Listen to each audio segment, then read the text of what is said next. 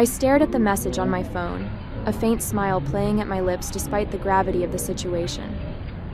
Flying to Rome with my lover. Have fun being poor.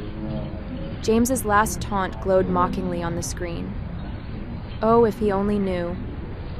My name is Natalie, and at 29, I never expected to be tracking my husband's attempted escape through JFK Airport while coordinating with an international task force. But here I was, parked outside the terminal, watching the operation unfold through the feeds on my laptop. The irony was almost poetic. James thought he was being clever, draining what he believed were our personal accounts. He had no idea those accounts were actually fronts we'd set up weeks ago when we first caught wind of his embezzlement scheme. As Senior Vice President of Finance at Morton & Blake Investment Group, my husband had been systematically stealing millions from client accounts for months. He thought he was untouchable, brilliant even. That arrogance would be his downfall. I'd known something was off for weeks. The late nights at the office, the secretive phone calls, the sudden interest in our financial arrangements. When I discovered the first traces of suspicious transfers, I didn't confront him. Instead, I took my evidence straight to the FBI's Financial Crimes Division. That's when Agent Catherine Torres entered our lives, though James knew her only as Amanda, the gorgeous new client who seemed so interested in both our investment services and him personally. Target is approaching security checkpoint. Agent Torres' voice crackled through my earpiece. He's with the female operative now. I watched through the camera feed as James strutted through the terminal, his arm around the waist of who he thought was his mistress.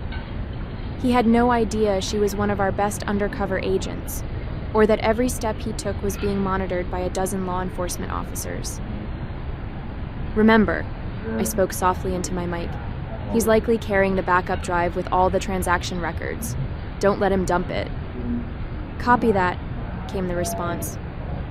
The pieces were all in place. Now it was just a matter of watching my husband's grandiose escape plan crumble around him. I almost felt sorry for him. Almost. Looking back, I should have seen the signs sooner.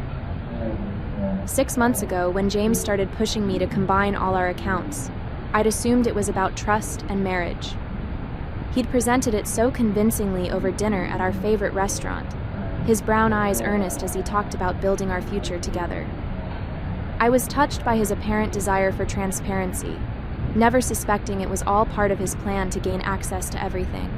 But James didn't know that my background in forensic accounting wasn't just a line on my resume. Before joining Morton & Blake, I'd spent 3 years tracking down corporate fraud schemes. The skills never quite leave you. The attention to detail, the ability to spot patterns in financial discrepancies, the instinct for recognizing when something just doesn't add up. The first red flag was the change in his routine. James had always been methodical, leaving for work at exactly 7:30 a.m. and returning by 6 p.m. Then suddenly, he started having emergency client meetings that kept him at the office until midnight. I might have believed it, except I caught him slipping once. His urgent client call showed a Dubai area code at 3 a.m. their time. The second warning came from his newfound interest in our home security system. He insisted on upgrading everything, adding cameras and motion sensors. At the time, I praised his attention to our safety. Now I realize he was paranoid about being watched himself, especially in his home office where he did most of his illegal transfers. Our account manager called, he'd mentioned casually last week. She suggested we diversify some investments.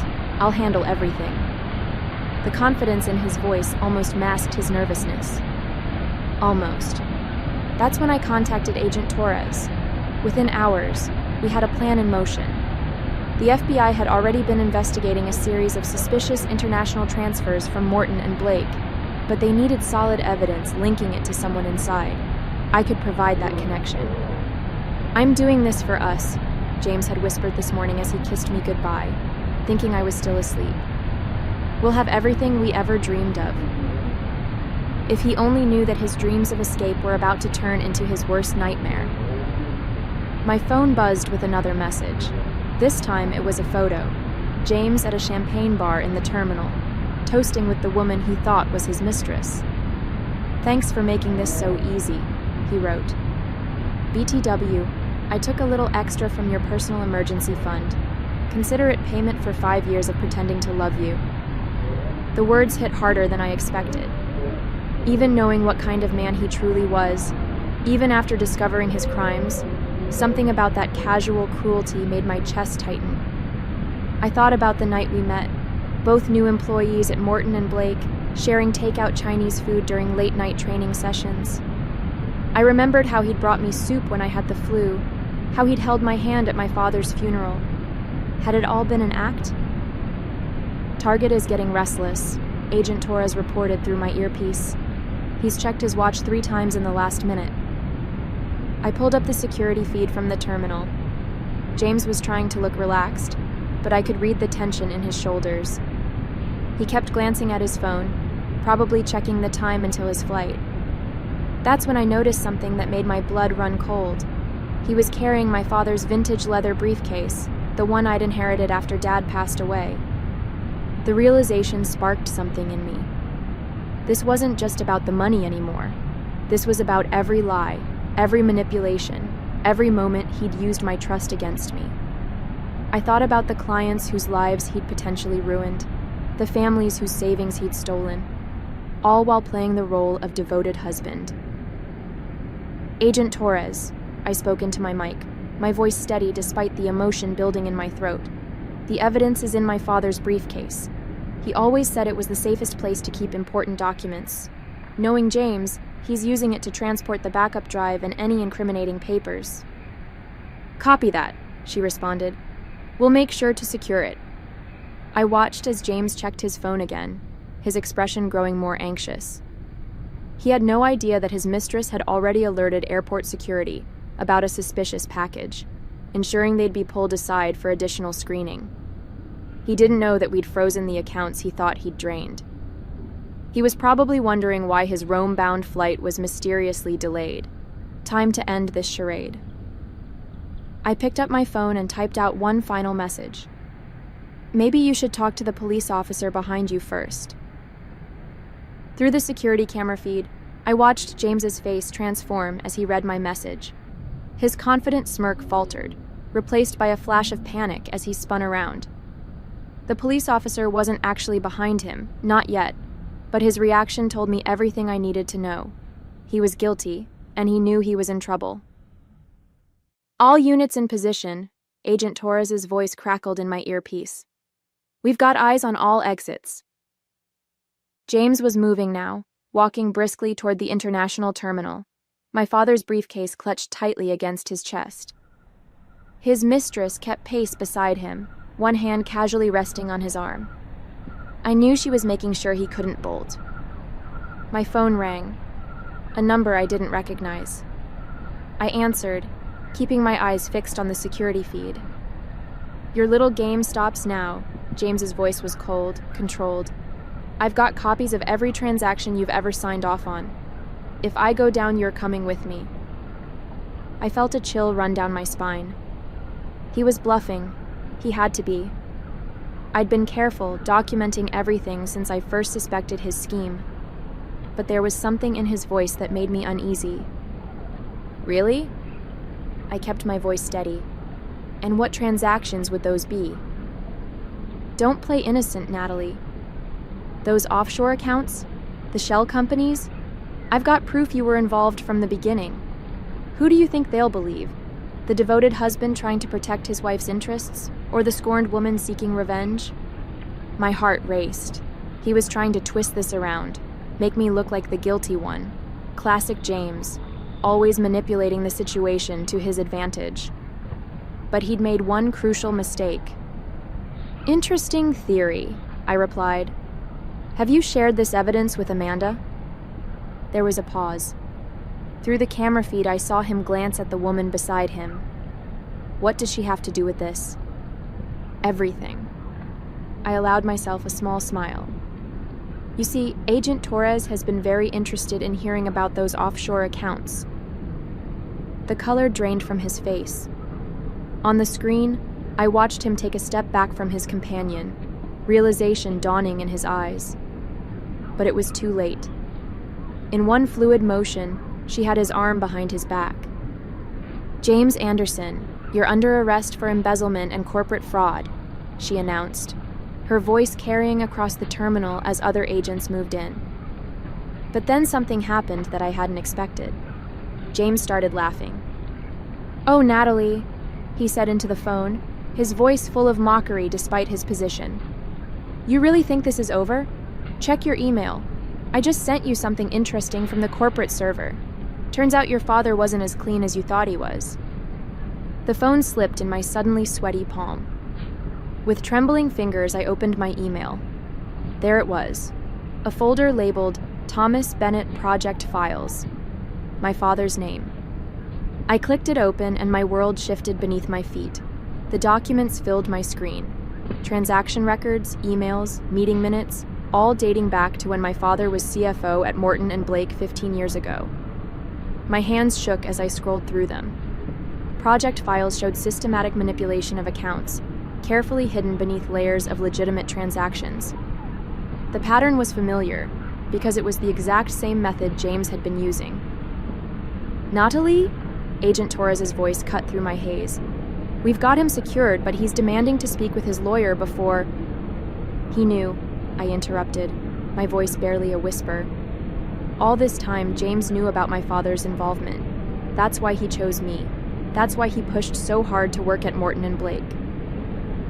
Through the terminal's security feed, I could see James being led away by agents, that smug smile still playing on his lips. He'd known this moment was coming. Even in handcuffs, he had an ace up his sleeve. "Your father's case was before my time," Agent Torres said cautiously. "What exactly are we looking at?" I quickly forwarded her the files. James didn't create this embezzlement scheme. He found my father's old blueprint and expanded on it.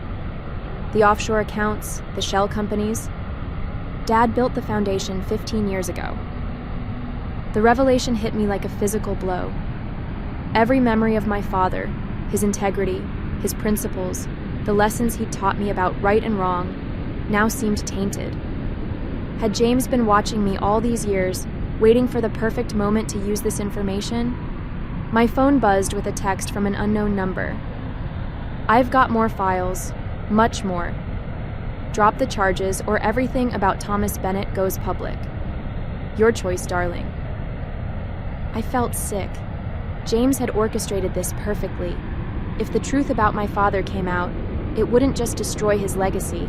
It would implicate dozens of current Morton & Blake executives who had worked alongside him. The scandal would devastate the firm and everyone connected to it. "He's trying to leverage this, isn't he?" Agent Torres asked, reading my silence. "Yes," I admitted, "but he's made one critical mistake." I pulled up the original files my father had left me, the ones stored in an encrypted drive I'd found after his death. James didn't know about these, couldn't know about them. Dad had documented everything, including the names of those who had forced him into the scheme. "My father wasn't the mastermind," I said, my voice growing stronger. "He was the whistleblower, and I can prove it." The pieces were falling into place now. Dad hadn't been able to come forward before his death, but he'd left everything I needed to finish what he'd started. James had only seen half the story, the part that looked incriminating. He had no idea he'd just handed me the key to exposing the entire corruption ring at Morton & Blake. I rushed to my office at Morton & Blake, Agent Torres following close behind. The building was nearly empty at this hour, but I knew exactly where to look. My father's old office, now a storage room, held the final piece of evidence we needed. "Your father suspected this might happen," I explained as we descended to the basement level. "He left me a series of clues in his personal journals. I never understood them until now." The storage room was cluttered with old filing cabinets and forgotten furniture. In the corner stood my father's ancient desk, deemed too heavy to move. I ran my fingers along its underside, finding the hidden catch he'd described in his journals. With a click, a small compartment opened. "Got it," I breathed, pulling out a weathered USB drive. "Ms. Bennett," a voice called from the doorway. We turned to find Harold Wright, Morton & Blake's current CEO, watching us with cold eyes. I believe you have something that belongs to the company. 2 security guards flanked him. This wasn't good. Actually, I replied, keeping my voice steady, this belongs to the FBI now. I handed the drive to Agent Torres, who quickly secured it. Wright's facade cracked slightly. You're making a serious mistake, Natalie. Think about your career, your reputation, your father's legacy. My father's legacy? I felt a surge of anger. You mean the legacy you and the board created when you forced him to participate in your scheme? When you threatened to destroy him if he didn't help hide your fraud? Wright's expression darkened. You can't prove any of that. Really? I pulled out my phone and played a recording. My father's voice, weak but clear, documenting every detail of the board's corruption in his final days. Dad may not have lived to testify, but he made sure the truth would come out. Wright lunged for Agent Torres, but the security guards, who I now realized were actually FBI agents, grabbed him first. As they led him away in handcuffs, I noticed James being escorted through the lobby below. Their eyes met, and I watched the color drain from my husband's face as he realized his powerful allies couldn't help him anymore. Your father would be proud, Agent Torres said softly. I nodded, emotion threatening to overwhelm me. The evidence on that drive would expose decades of corruption at Morton and Blake, clearing my father's name and bringing down everyone involved in the scheme. James had thought he was so clever, using my father's past against me, but he'd never understood what kind of man Thomas Bennett really was. My phone buzzed. Another message from James. We can still work this out. I'll tell them everything about your father's involvement. I smiled as I typed my response. Go ahead. The whole truth is exactly what I want them to hear. The next morning, I sat in the FBI's Manhattan office, watching the dominoes fall.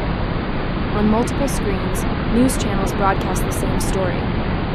Massive fraud scheme exposed at Morton and Blake, CEO and executives arrested. Agent Torres handed me a coffee as we watched the coverage. 17 arrests so far, she reported. Your father's evidence was bulletproof. The encrypted timestamps proved the board's manipulation of his original reports. They can't claim he was acting alone. James appeared on one screen, being led into court. His designer suit was wrinkled, his confident smirk replaced by a look of defeat. The reporter's voice cut through the room. James Anderson, along with CEO Harold Wright, faces multiple charges of fraud and embezzlement. Sources say the scheme dates back 15 years, with recent evidence revealing attempted whistleblowing by former CFO Thomas Bennett. Your father's name has been cleared, Agent Torres said softly. I nodded, emotion tightening my throat. Dad had sacrificed everything to expose the truth, carefully documenting the corruption while appearing to play along. He'd known the evidence would eventually surface. He just hadn't lived to see it happen. An email arrived from James's lawyer. My client wishes to convey the following message. You've ruined everything. I hope you're satisfied. I smiled as I drafted my response. Please inform your client that he ruined everything himself. And yes, I am satisfied. Justice has finally been served. 1 month later, I sat in the courtroom as the judge delivered the sentences. James's face remained emotionless as he heard the verdict. 20 years for corporate fraud, embezzlement, and attempted flight to avoid prosecution. Harold Wright and the other executives received similar sentences. The corruption at Morton and Blake had been completely exposed, and the firm was undergoing a total restructuring under new leadership. The federal investigation had recovered most of the stolen funds. The money would be returned to the affected clients, along with compensation from the firm's insurance. My father's detailed records had made this possible, his final gift to the people he tried to protect. After the sentencing, Agent Torres approached me with an unexpected offer. The FBI's Financial Crimes Division can use someone with your skills, she said. Someone who understands how these schemes work from the inside. Would you be interested in consulting for us? I thought about my father, about how he'd fought to expose the truth while protecting his family. I thought about all the other companies where similar frauds might be happening. other families who might be suffering. Yes, I replied, I would. As I left the courthouse, I felt lighter than I had in months. My father's name had been cleared, justice had been served, and I had found a new purpose. Sometimes the best revenge isn't about getting even. It's about making sure the truth finally comes to light.